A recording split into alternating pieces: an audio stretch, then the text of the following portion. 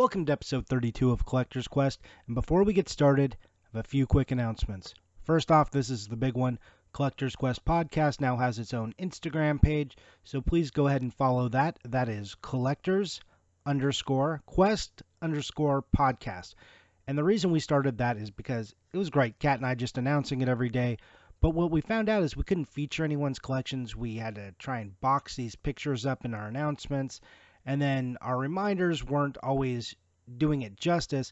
So we wanted to have enough room to spread out, so to speak, so we can show more of collections when we have guests. And we also want to do a thing where we have, a pick of the day where people tag our podcast and, we feature their collection, or like a pick of the week where we actually give you a shout out on the next week's podcast. So that's something we're doing there. And, that's where we're moving forward. The show is getting bigger, but we still do need, some of those ratings on iTunes. So again, if you like what we're doing, please go to iTunes and put us out there. Give us a rating that helps us grow. The other part of the announcement is that we are now available on Google Play. You can search Collector's Quest Podcast for Android listeners or people who just prefer that platform. And I am working on transcribing new episodes to YouTube and then hopefully some of the old ones. And I will let you know the minute that's done. All right, on today's episode, we've got a guest. We've got NintendoTwizer. And I mentioned, his collection and who he is. So if you don't follow him yet, his page it's not new, but it's not as well developed as some video game collectors' pages.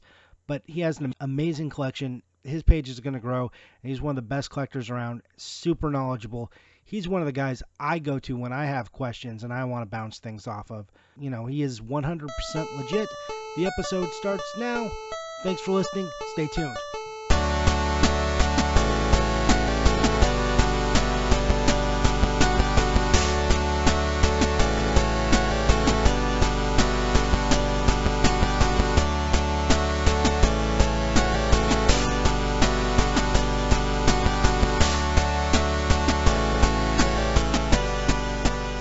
Welcome back to another episode of Collector's Quest. I'm Kat here with Johnny. Hey, how's it going, Kat? How are you? I'm good, but it's not just you and I today. We have a guest. Yes, my favorite. I love when we have a guest, and today we have with us NintendoTwizer, and his name is Aaron Norton, and he's going to talk to us today about collecting. And if you guys haven't heard of NintendoTwizer, you just don't realize you haven't heard of him because he's got a very famous collection. Would you say that's accurate, Aaron? Yeah, it's kind of one of those collections that's made its rounds on the internet, turned into a meme. I see it randomly pop up in Facebook groups or just wherever. So yeah, it seems to be known. Yeah, I think it's kind of a unique situation where you're at a place where your former collection was more well known than you were for having it.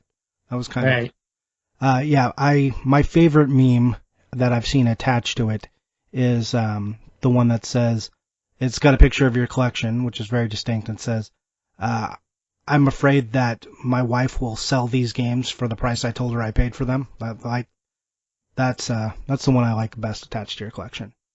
Yeah, there's one that's there's like a 50 Shades of Grey one that I've seen. There's one that says GameStop will give me $6.83 of trade-in value, and right. Yeah, I've seen a few different ones. Yeah. And is it weird seeing memes of your collection in all these different formats? It's kind of funny. Yeah, I mean, if I see it posted in Facebook groups, I'll throw a comment in there like, yeah, this collection sucks, or I've seen better collections. Nobody knows that it's my collection, but it's kind of funny. Yeah. So if you guys don't realize which one we're talking about now, your collection was pretty distinct because it was a cart-only collection, but you had made the shelves and designed like the signs that say like Nintendo and Game Boy Color and Sega. You did that all yourself. I mean, the Nintendo stuff was all cart-only, but your Genesis stuff was boxed, right? Right. Yep. And of course, your GameCube stuff was also boxed, but Super Nintendo and NES and Game Boy, the earlier systems were cart-only. And it had a very distinct look, and it was very well displayed. And you had like a nice like yellow walls as the background. Is that accurate? Mm-hmm. Yeah. Okay. So maybe you guys have seen it, but of course in this episode we'll post some pictures of it up so people will know what we're talking about. But why don't you go ahead and tell us a little bit about you, like how you started collecting, like were these games you had from a kid? Like how did you go about amassing them? Was it eBay? Like what did you do? What was your process like? Sure. Yeah. No, I've always been a collector of just random things. Baseball cards, keys, whatever. I just grew up finding stuff and collecting it and putting it on my shelves. And I've always been a gamer too. I was kind of a fortunate kid because my parents owned a video store in the 80s and the 90s, so I had a pretty wide range of video games to choose from. Um, but it wasn't until probably 2009, 2010 timeframe when I came across the website Nintendo Age, and it kind of blew my mind to see a group of collectors that were so passionate, so knowledgeable about, game collecting. They had lists of what a complete set looked like for NES, for Super Nintendo, and that kind of ignited my interest in game collecting. And so from that point, I just started, kind of going on eBay, looking to see what games were out there, going to thrift stores and pawn shops, kind of figuring out what a complete set of games looked like. I've never seen a complete set of NES games or Super Nintendo games on the wall, and I kind of wanted to see if I could go after that experience. And so I've kind of just been collecting ever since. I kind of blame Nintendo Age though, just seeing all those a community of collectors so passionate about the hobby that really kind of ignited collecting for me. Yeah, I'm with you there. I think Nintendo Age has cost me thousands of dollars. And do you have a favorite system? Like, or is there something that you have a fond memory of and it's nostalgic for you, or you just like it the way it displayed, or it was a fun collecting process? Yeah, probably the NES. I mean, that's the one I really grew up on. I have a lot of nostalgia for that system. And that was really kind of the main system I was going for when I first started. Of course, it branched out to pretty much everything, but probably the NES and the GameCube. I really enjoyed collecting for the GameCube because I don't think many people were collecting for it at the time. This was a few years back, and that I had a lot of fond memories of the GameCube too. That was one of the first systems I had bought on launch day with my own money. I was standing outside Kmart at like 5 in the morning, getting ready for them to open the doors the day the GameCube came out, and so I would say probably NES and GameCube. Those are two of my favorite systems to go for. Yeah, that's when I talk on the podcast about the person who hooked me up with a lot of GameCube information and also GameCube games. Aaron is actually the guy I'm talking about because when we started chatting on Nintendo Age and doing trade, a lot of it was Aaron had given me his list of a complete GameCube list from Nintendo Age and gave me a lot of trades. He had a bunch of doubles and I was trading him Sega stuff at that time. And really, without Aaron, I don't know how I would have got most of my GameCube collection complete because I think we traded like for over 100 GameCube games. Right. I Yeah. think we did like two big trades, right?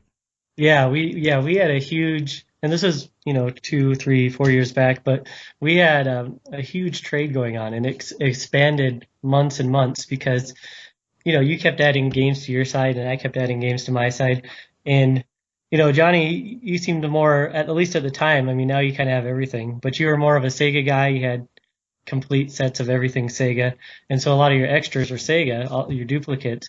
And at the same time, I was more of a Nintendo guy. I had a bunch of complete Nintendo sets, so a lot of my duplicates were Nintendo.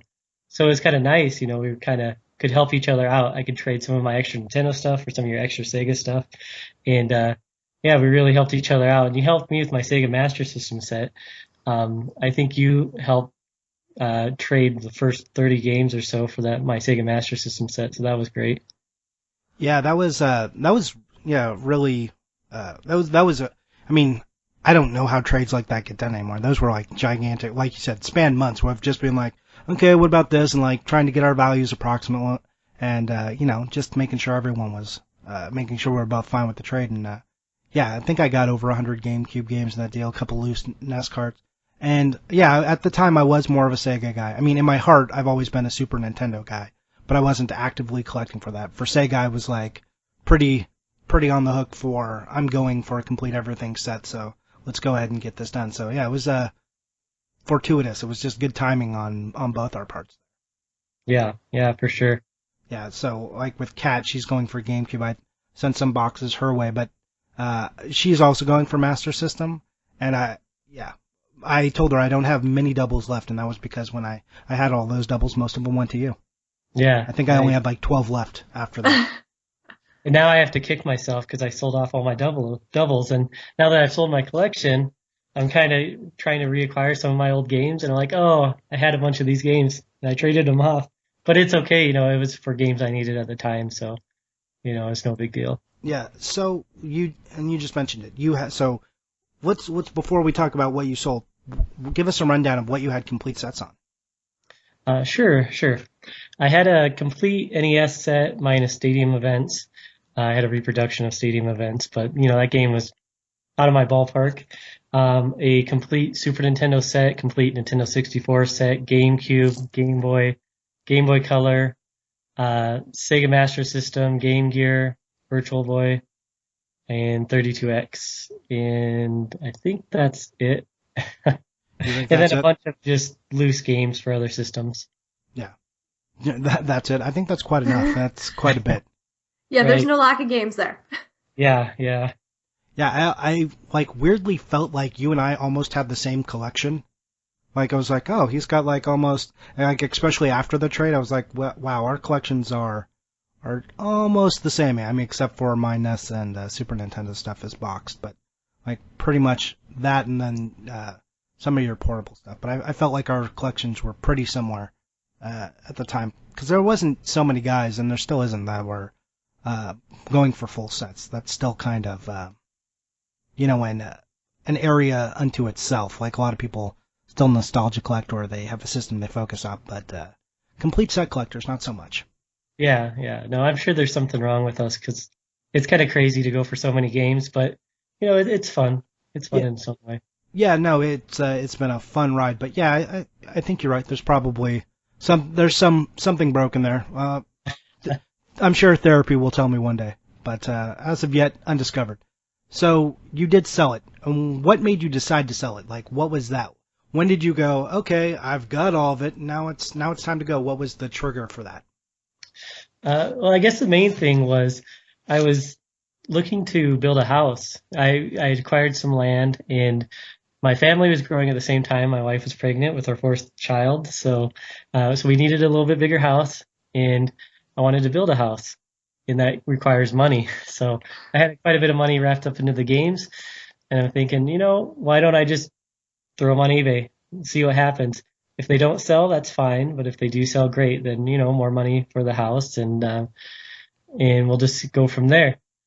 And but it was kind of amazing. I put it all on eBay, and I didn't really expect the response I got. But as soon as I put it on eBay, it kind of exploded.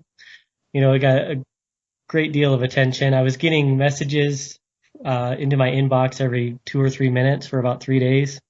Wow. So it's just blowing up my phone. People just asking questions. Why are you selling? What games do you have? This and that. So it was quite a response. And then like Time Magazine, and Huffington Post, and the Washington Post, and a bunch of different websites picked it up. And so it kind of really got spread all over the internet as soon as I had put it up online. Yeah, that's quite a bit of publicity there. Mhm. All of a sudden, I'm sure you weren't used to that level of scrutiny either. No, it was kind of out of left field. I'd have radio shows call me, which I didn't give up my phone number, so I don't even know how that happens. I guess, internet, you can find anybody on the internet. So I would get like a random phone call. Hey, I'm such and such from such and such radio station. You mind if I talk about your collection? I'm just like, okay, sure, I guess. I mean, the more people that ask about it, the more people that see it, the more chance I have to find a buyer. So I Yeah, was fine with it, but it was a little bit out of left field. yeah, that's pretty interesting. And what did you throw it on eBay? I had it on there for 164,000 in but best offer as well. And this is a confirmed sell, so it did sell, right? Yeah, And yep. you accepted a best offer price. Yep. There was a person I was dealing with, and he kind of threw me a lower offer than what I was really wanting to take. I threw him a higher offer, He threw me another offer, I threw him an offer, and we ended up meeting somewhere in the middle. Okay, and so I know the exact amount is kind of out there, but kind of not, because back in the day, on eBay, and this is we'll throw a caveat that this might not be exactly correct, but you could go on if you sold something for best offer in the U.S.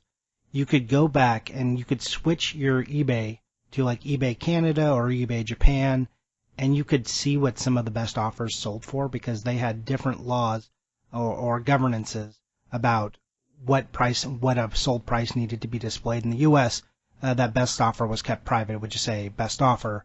But if on those other sites, on the other eBay sites, you could actually see a number. And I think the number for yours got thrown out. I bet we won't touch too bit, but it was over 100,000. Is that accurate? Right. Yep. Yep. So that's a confirmed sell. This is, there's been a lot of big collections and other things and like stadium events that have popped up for, large sums of money, but a lot of those were non-confirmed sells where people just trolled and shill bid it up, but yours actually went. So that's amazing. Yeah. Yeah. No, it was a bit nerve-wracking because I was talking with the person, and I talked to him on the phone a couple times, and we had to wire transfer the money and whatnot. And I was a bit nervous that it wasn't going to happen. And, like you said, shill bids and troll bids, and you just don't really know until it actually goes through. And so it was a bit nerve-wracking for a few days there, but, yeah, I boxed everything up. It was on two huge pallets and two huge boxes. And, yeah, shipped everything off to the person. Yeah, Kat and I have talked about whether we would sell our collections, and I think we both came down on not really looking to, but if the offer was right, Kat would go, right? Kat, you would. Oh, everything's for sale for a price. Right. Mhm. So yeah, I can't imagine like the process of boxing that up, and then I mean I think people don't really kind of think about it either. Then what like the tax hit on something like that? Did you have to like get an accountant to kind of deal with like this, or is that do you not want to mention if you had to go to an accountant for that? Oh yeah, yeah. No, it's stuff you have to. It's good to talk to a professional tax accountant and whatnot to kind of figure out exactly what to do with all that. It's yeah. So it is something I had to work through, and it's the whole thing is kind of a unique process. Figuring out how to ship that many games and working through it, and just and just setting up the eBay auction. What's the best way to sell a massive amount of games like that? I mean, we're talking about nearly 6,000 games. So, a lot of people, they have different ideas on what to do with that many games. Do you sell them one by one? And if you do, how many man hours does that take to sell those individually? Or do you do what I did and just throw it all in one big lot? Or do you try to sell it by system? And there's lots of different ways you can approach it. Yeah, and those are all good questions, stuff we've talked about too. I think your collection has the benefit of kind of being a well-known collection and well photographed too. Nice pictures of it. People do talk about like whether do you think you would have made more money if you would have tried to piece it out game by game? I think it becomes a wash. I think a lot of guys don't, as you said, value their time, and to me, my time is money. Time is a Hmm. precious commodity, whether you equate it into money or freedom or, hours you get to spend with your family. That, time has a value to me. And, where you may have made a few extra $1,000, I don't know if the time or the effort would have been necessarily worth that amount. Yeah, right. Yeah, and for me, and I'm happy with what I sold mine for. I think I did really well. And like you said, it's kind of, I think the spectacle of my collection. I mean, not many people had seen, a big wall of games, especially not like casual people that aren't in the collecting community. So because of that, it got passed around to a bunch of different people. It kind of went viral. And so for me, I think it helped trying to sell it all as one big lot just because it's a news story, Right. to some websites. Yeah, selling your individual Earthbound and then like your Agani and your Wild Guns. That's done every single day. Whereas Yeah. opposed to one giant collection full of complete sets isn't something that happens that often. Hmm. Yep. And I Yep. think And that makes, oh, go sorry, ahead. go ahead. Oh, okay, I was just saying, yeah, and I was just looking for, one buyer. I just need to get out there. And obviously, the person that's going to spend this amount of money on games has the disposable income to do so, is a wealthy person. And I just needed to find one buyer. So that's what I was going for. And when it was gone and all packed up, were you sad to see it go, but happy with your decision? Would you go back and do it again if you had to? Yeah, no, I would sell it again. I mean, it was for my family, it was for building a house, and yeah, I would definitely do it again. It was kind of sad to see it go. I mean, I had a lot of good memories playing the games and finding the games and making the trades, but the connections that I made in the community, those are more important. And I like hunting out games. I like looking at pawn shops and going to thrift stores and making the trades and now I kind of get to do it again, so that's fun. Yeah, that it's interesting that you mentioned that that the memories and stuff. And I think people don't take that into account. The memories and the event and going out and getting it, those don't go away when you sell the physical items. You still have all the joy that it brought you. That when you sell the collection, that joy doesn't just suddenly leave you. It's still there. You still went and did those things. It's not like you retroactively cancel out all of the good times or the people you met when the collection is gone. And I think kind of people get hung up and kind of misequate the two into one thing. No, and I think that's a good point because for me, it's more the hunt and the adventures is more interesting to me than the wall of games, Hmm. Well, especially when you go for complete sets. Just not every game is a gem. Right. Some of them are just, stinkers, and there's nothing to be said about that. They are just a box to check to get to the complete set, some of them. Some of them are great and your favorites and your darlings and you want to talk about them and take pictures of them. And other ones are just like, Rap Jam Volume 1. So. You get it on the shelf and then you forget about it. Yeah, exactly. And as a bonus now, if I go, see, I'm sure you run into this problem, Johnny, since you have so many games, is if you go to a garage sale, even if they have games, you're probably not going to find anything that you don't already have, which is the same thing into myself. And now I can go to a garage sale, and if they have a few Nintendo 64 games or whatever, I probably don't have them. So that's kind of fun. Yeah, that's a nice win. I do run into that. Like when I go out, I see like a few games, and even if it's a good price, it's like, well, I could pick it up for trade bait, but it's like, then it's like, okay, what am I gonna get? Like $20 or $30 bonus in trade, and I'm gonna have to go through that process. I don't need any of this. And then I am also a fan of leaving it for the next guy to find. I'm okay with somebody else getting a deal and not taking a deal. If I already have stuff, I know some people are very actively, oh, I need to, if I can make the money, then great. It's nice when you're a collector to get a cool find. And if I don't need it, then I unless it's crazy value or something, I will leave things behind for the next guy or lady. Yeah, no, I'm the same way. It's if I have it, I don't feel like I need to have multiples of it. Like obviously if you come across something, that's worth a lot, I think that changes it, but no, I feel the same way you do. Right. If it's just for value, then no. Like if I found an Earthbound out in the wild, I'll probably pick up the Earthbound and just try and trade it for something I need, but right. A Mario World or something. It's like, or a Zelda. I just leave those. Yeah, no, I agree. So now you mentioned now that you are collecting again, though. So let's establish first a timeline. How long ago was it that you sold your collection? I think it was February 2015, so a little bit over a year ago. A little over a year. And okay, and did that put you to exactly 0 games, or did you have some holdovers? No, well, yeah, all my extras, they became my new collection. So I don't know how many I had extras, maybe 400 or 500 games extra. Nice. So your extra pile was like mine. You had a bigger collection than most people just in your doubles. Right, yeah, just stuff laying around that, I was eventually going to sell or trade, but since I sold my collection, that's the start of my new collection. Right, and you are collecting still now. So what are you? I know you've got to focus on Wii. So how's that going? Wii has been great. Yeah, I've really enjoyed Wii. I think why I kind of gravitated towards Wii is because I had completed a lot of the other Nintendo sets previous.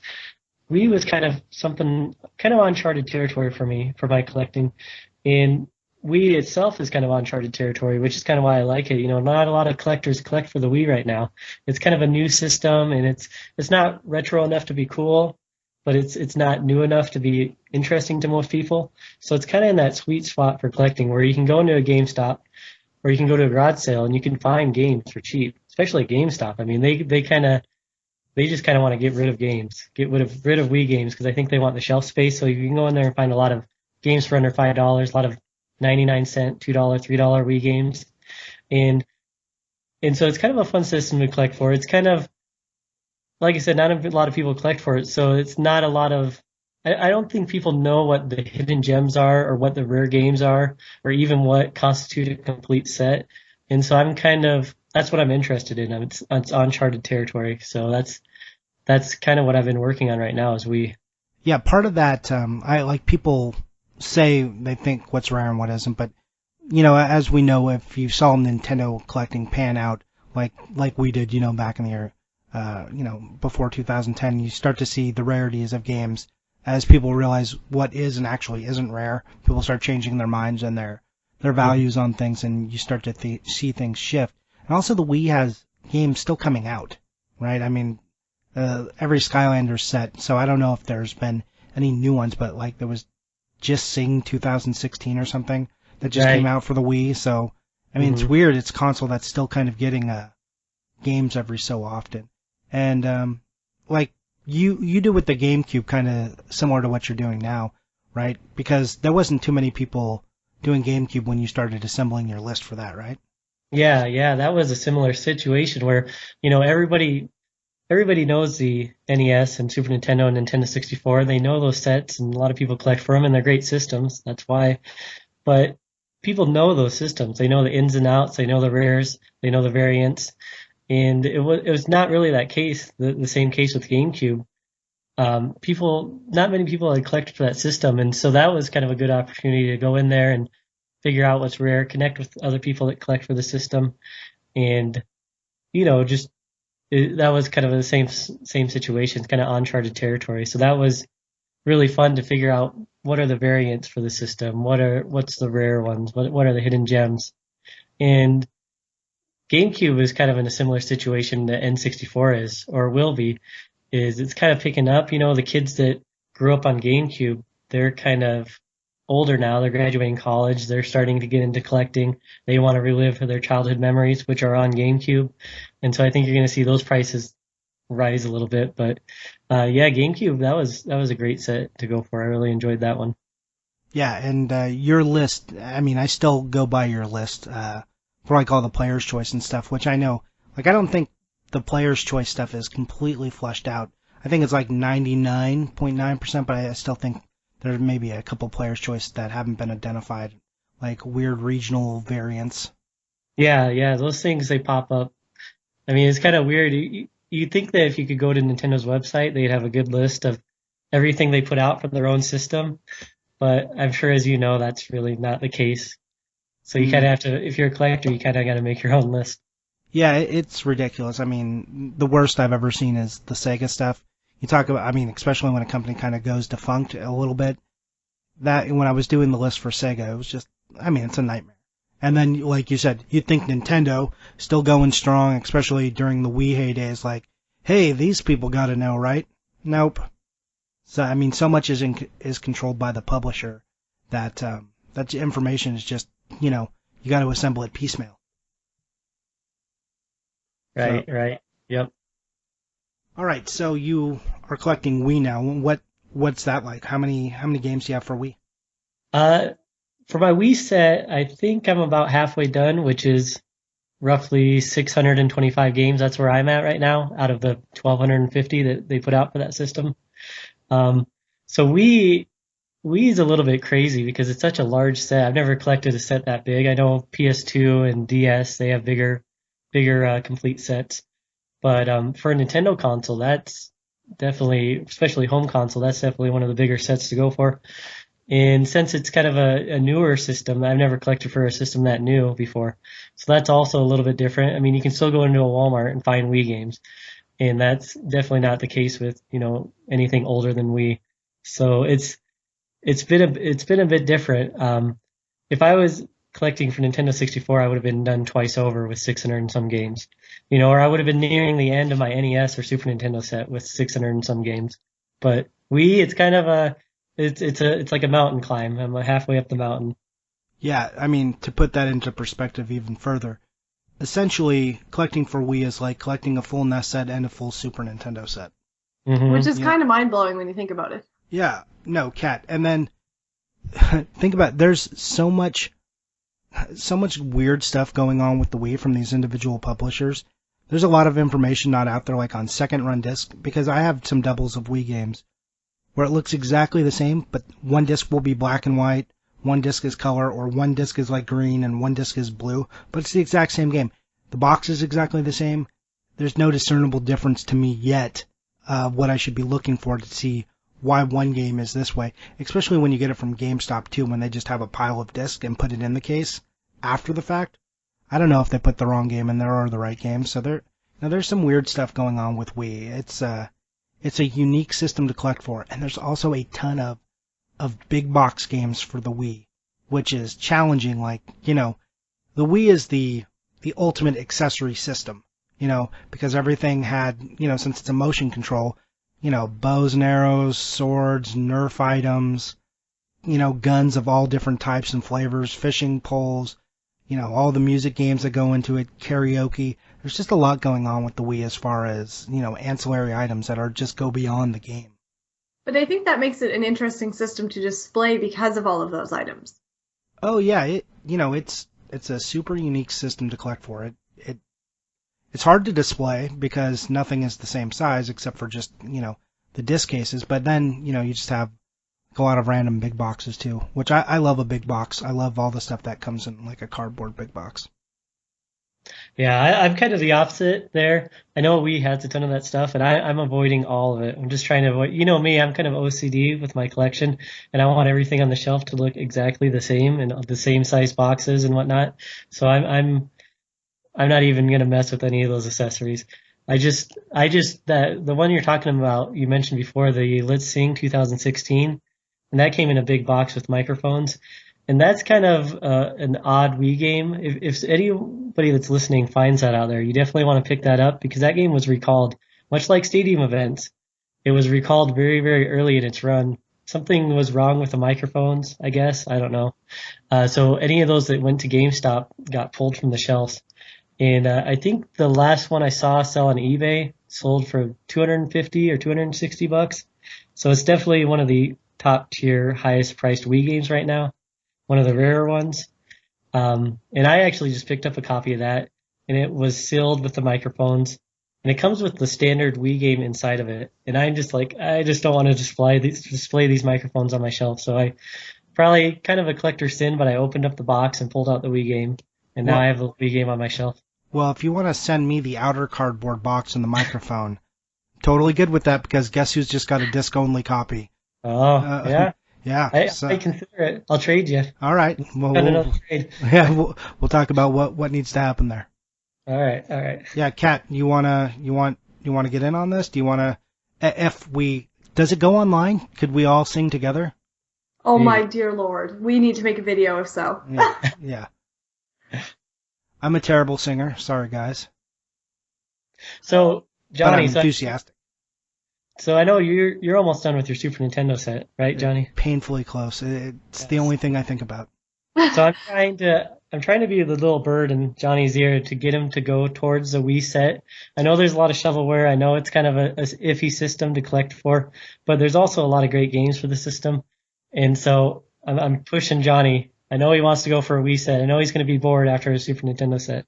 Well, he's going to need something to do, or he's just going to sit in the middle of his office and look at his games. You're gonna need something. Right. I don't know. That I think about it, and I've done some of the initial work that I always do with sets. I have like 400 games already, so it's not like I'd be starting from ground zero, and I've got a bunch of the weird, accessory games like Monster Jam with a steering wheel and things like that. So I don't know.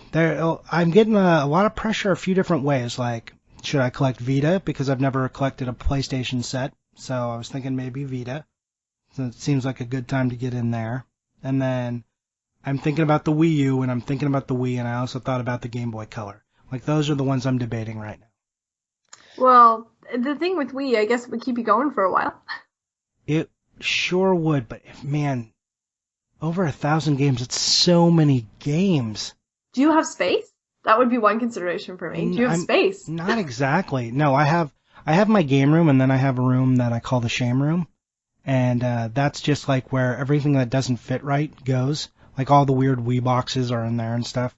Because I don't want to, they don't display very well, as Aaron was touching on, and my OCD won't let me just look at them, so I put them in the shame room, and they all just kind of get stacked and bundled.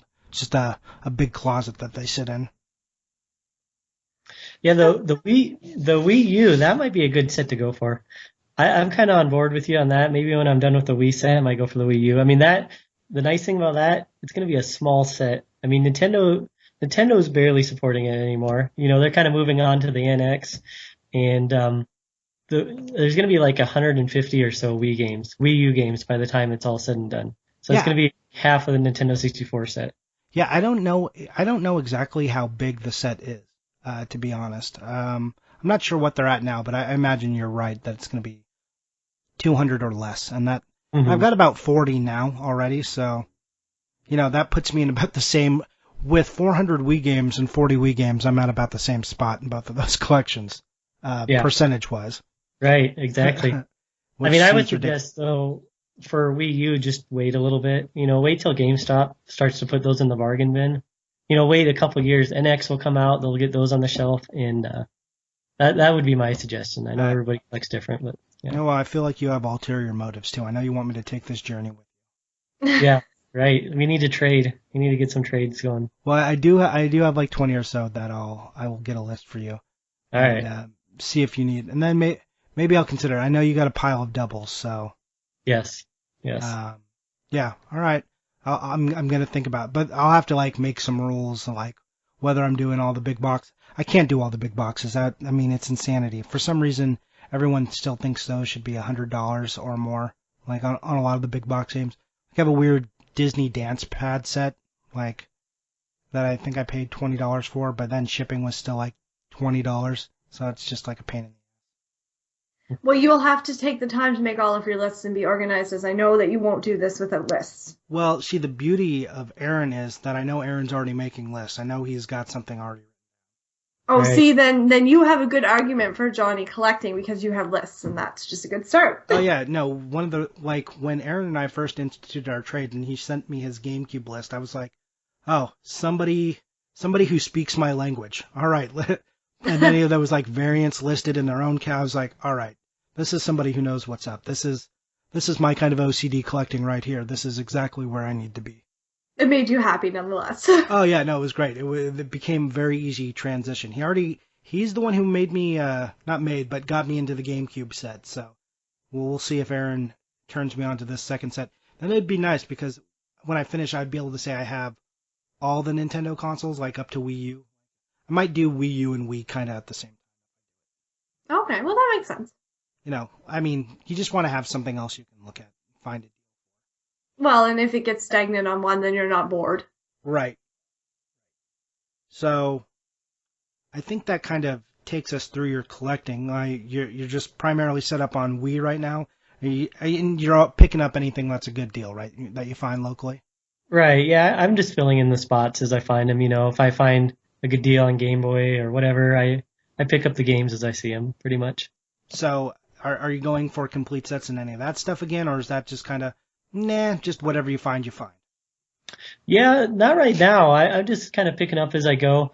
I mean, I'm sure I don't have to tell you guys, but prices have changed a bit for NES and Super Nintendo and Nintendo 64. So I am picking up games for those as I see them, but I don't know if I can shell out some of the higher priced games for those ones.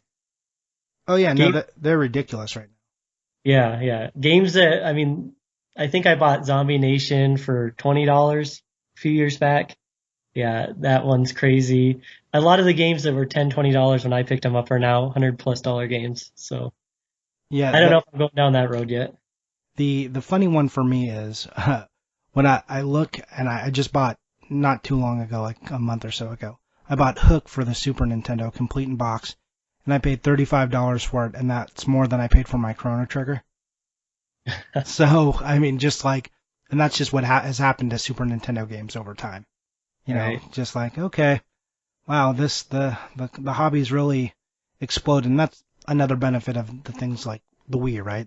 Most of the Right. prices are pretty suppressed, except for a couple of weird sets people have like identified as what they feel like are the it portion of the Wii to collect. You know, that like all the maximum games and stuff. Hmm. Yeah. Yeah. Yeah. A lot of the, like I was saying, kind of a lot of the rares for that system are undiscovered, which is good from a collector standpoint because, that means you can still get them for cheap. But the Wii has a great deal of games where you'll find 3 or 4 copies on eBay or less. And those are going to be really rare games in 5, 10 years, but you can still pick them up for cheap now. So I suggest everybody that is interested in the Wii, now's the time to do it. Yeah, so Kat, for you, I know you're probably not interested in collecting it, but seeing it, and this is also for Aaron. I know you've got like your weekly pickups on Nintendo Age, Hmm. but you need to transfer that over to Instagram too. So Right. so when you put those pictures up on NA, you gotta say just like quick title this week's pickups and give us even if it's like 2 or 3 different pictures, 2 or 3 different posts. Because I know a lot of people on Instagram are actually big into the Wii. Like I posted up like a big portion of my Wii collection, and then like a couple other guys on Instagram went crazy, started picking up Wii stuff, and they're like, oh yeah, Johnny posted this, and then they started showing me theirs, and now they're far surpassed me in their Wii collections. Both of these guys I'm thinking of. So yeah, you should put that up on Instagram. There's a lot of people who are interested in the Wii stuff.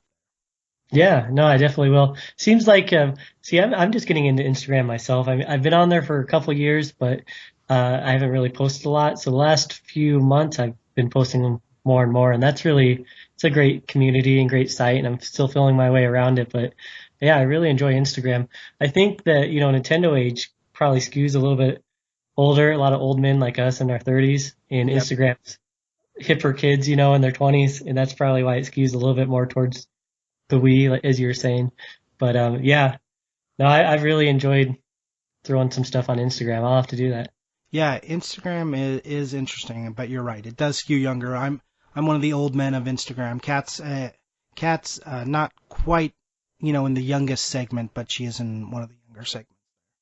So Yeah. so congrats, Kat. You still I'm have your getting youth. older, but I haven't hit 30 yet. Right. You are older but not old. So congrats on that. Yeah, John's almost at 30 though, so I still luckily am going to be a year behind him. Yeah, well, but John's on Nintendo Age too. So Yes, yeah. see, the old men get drawn to Nintendo Age. They have to have a place to post their angry comments. Okay, well that's fair. That's what I do with Nintendo Age.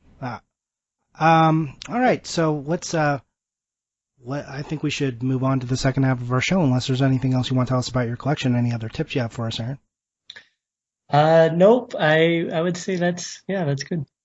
And Kat, do you have any other questions for Aaron?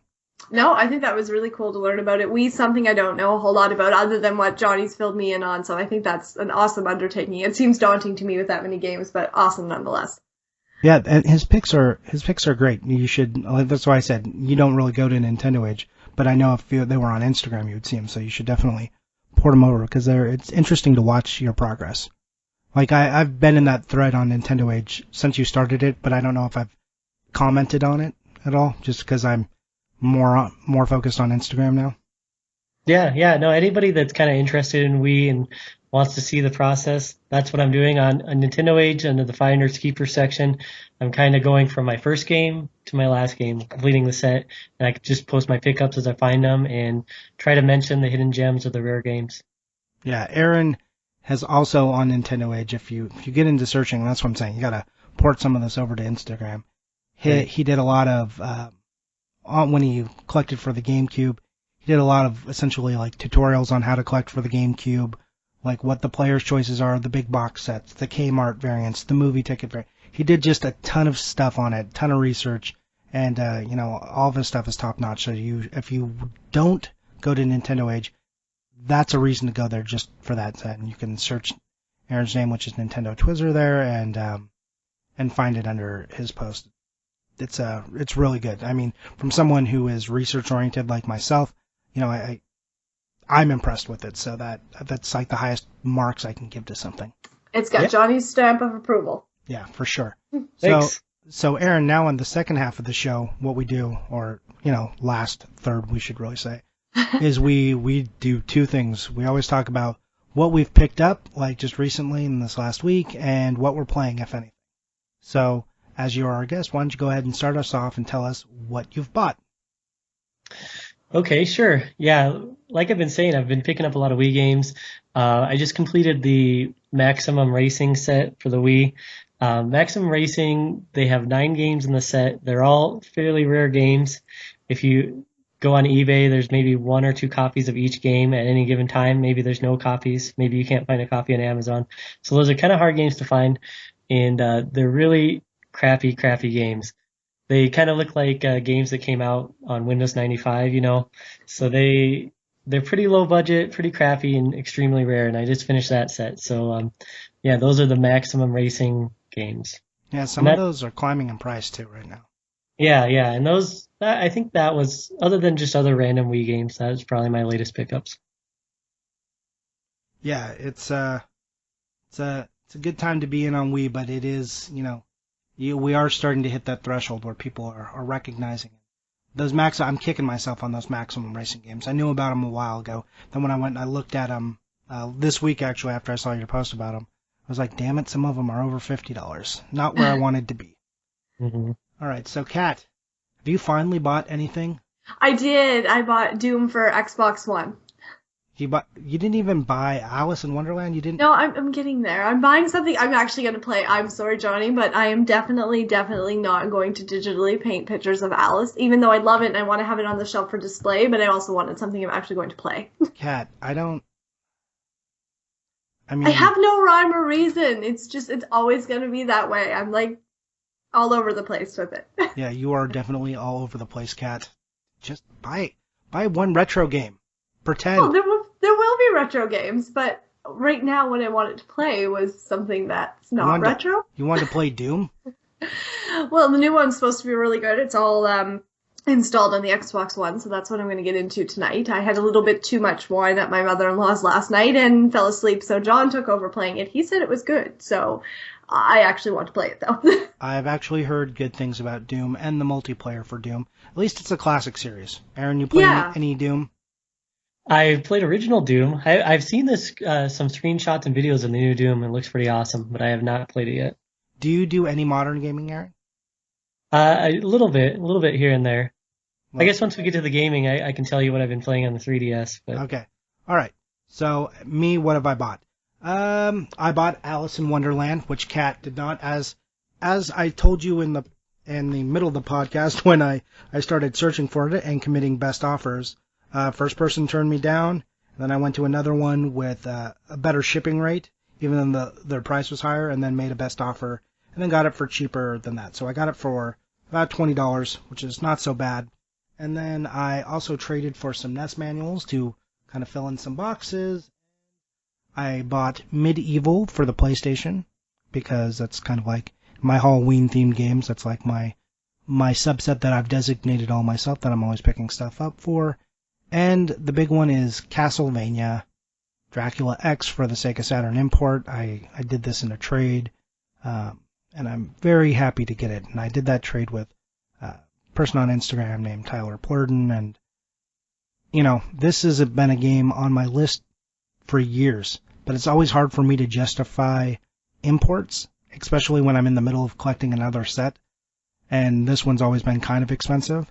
So the fact that I could trade for it, even though I traded heavily, didn't matter to me. It was nice to get something of a good value here. So I'm really excited about this Castlevania. It's one of my favorite series, and now all I need to do is find the Japanese TurboGrafx one, and then I'll be good to go on these. You've had a good week then. Oh, yeah. Pretty good week, and then the next week, I don't know what's going to happen next week. Next week I kind of got to lock it up. Tax paying time was not the best. I hate paying taxes. Well, then I can bug you for a little while about not buying things. Yeah, Kat, we'll see. If I find either of the two last Super Nintendo games I'm missing, I'll be dipping into the savings. Hopefully, I just get to say, hey, I've finished and I'm done.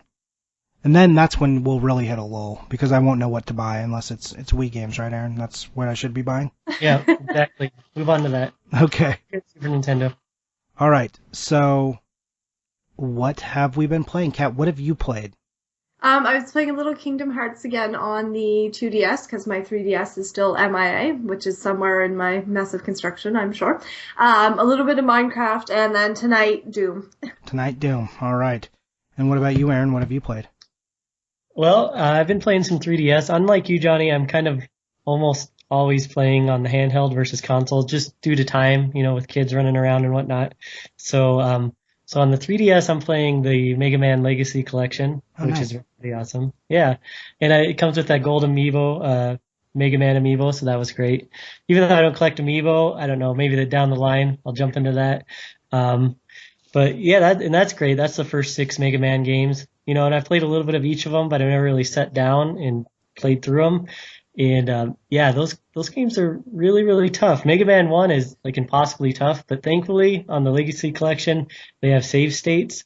So anytime I get past a part, I'm saving, and then if I die, I just jump back to that save. Really? There's save states? Yeah. So it's great. If it, 8-year-old me could probably play through those games because I had a lot of patience. But now that I'm an adult, I just don't have the time or patience. So I've kind of been spamming the save states, but I beat Mega Man 1, which is crazy hard. Mega Man 2, by comparison, was way easy.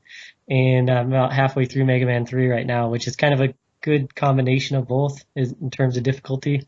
And I'm also playing Super Metroid, which was ported over to the Virtual Console for the 3DS. And Super Metroid's kind of like, I think every collector or gamer has that one spot in their collection or gaming that they're kind of embarrassed that they haven't beat or played much through. Oh no, it's your Super Metroid? Yes, that is mine. Now I love the Metroid series. I've beat the original Metroid many times. I've even beat the Game Boy one. And I've beat, the handheld ones, Fusion, Zero Mission, all those ones. Those are all great games. I love those games. But for some reason, Super Metroid, I don't know. This is kind of my blind spot. I don't know how I missed this one. So I'm finally playing through that in the 3DS, and that's great. Nice, yeah, it's great. A lot of people rank that as the best Metroid. I don't know. I go back and forth. I really love Metroid Fusion a whole lot because I have a lot more nostalgia for Metroid 1 because I was one of the first Nintendo. Like, I've got a whole story that involves Metroid. Anyways, one of my favorites.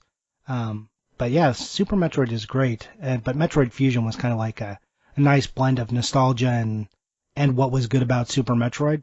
So yeah, I go back and forth on which is my favorite Metroid, but Super Metroid is definitely towards the tops there. I also love Metroid Prime on the GameCube quite a bit. Mm-hmm. In fact, that's probably my favorite GameCube game. So what have you been playing, Johnny? Let's see, what have I been playing? I played a little more Lego Dimensions. And I played Epic Mickey Power of 2 on the PSP Vita, or on the Vita, not the PSP, which is a Japanese game.